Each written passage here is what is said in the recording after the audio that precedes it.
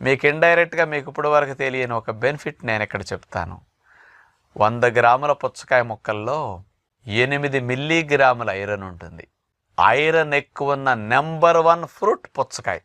పుచ్చకాయలన్నిటికంటే special iron ఎక్కువ.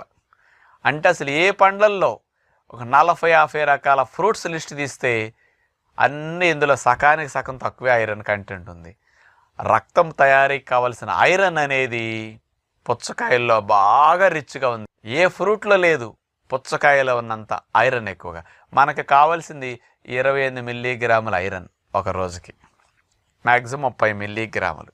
మనం తీసుకునే 400 గ్రాములు 500 గ్రాముల పుచ్చకాయ ముక్కలు అట్లా తిన్నామంటే 400 గ్రాములు వెళ్ళిపోతాయి. రోజు మొత్తానికి కావాల్సిన ఐరన్ ఇన్ని పుచ్చకాయ ముక్కలు తింటే వెళ్ళిపోతాయి అన్నమాట. అందుకని మీకు బ్లడ్ తగ్గకుండా ఐరన్ కంటెంట్ పుష్కలంగా ఉండాలి. కాబట్టి బ్లడ్ ఉత్పత్తికి బాగా